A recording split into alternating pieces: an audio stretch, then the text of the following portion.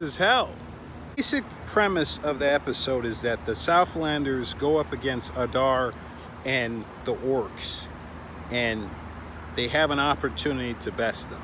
That's the gist of the episode. And then there's some surprises that look pretty close to the source material as some of the battle scenes and sort of the men of quote-unquote renown aspect that they bring to this episode, especially when they bring in the Numenorians in battle. So the context of that is really spectacular. But some of the downsides basically are some of the things that have continued on, where some characters are impervious to harm, and then also there's no real clear messaging or storyline as to where we're going with the plot.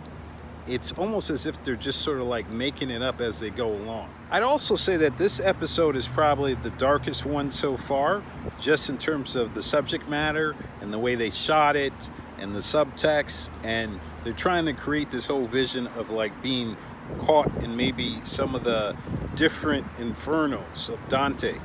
So there were parts that I really liked. I really liked the cinematography. So the cinematography was spectacular. So that's always a plus. That's been consistent with all the episodes, that I'm very fond of the cinematography. So I struggle with Galadriel as Wonder Woman.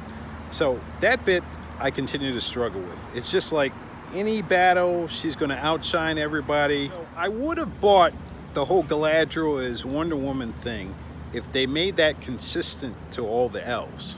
So if they had all the elf warriors or elven warriors who had sort of like superhuman strength or at least superhuman ability to fight, then I would have bought that. Like if they did that with Arondir and they did that with all of the elves, then I could buy it a little bit more. Once again, where is Galadriel's husband?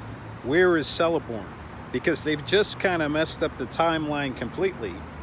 So even in the context of her being this powerful warrior, if they kept close to the source material, she would be a married woman. Kind of like romantic intrigue thing with Halbrand. It's just, I mean, they're so far away from the source material, but like her connecting with Halbrand really isn't even remotely close to my understanding of the Galadriel character. Who she should be connecting with is, yes, Celeborn. You have to watch the whole show to get the context of Udun. You have to watch the whole show in order to really get why they're calling this hell. If you just watch like half of it, you'll be completely lost. You have to watch the whole thing. I think pretty much we're left with more questions than answers. So is this really about the Southlanders defending their lands, or is this about Udun as in a location, or Udun as in hell? It's not really clear. And you're not going to get that clarity in this episode. You're just going to be left with questions. And then you're going to also wonder, where are we going exactly? Where is this taking us?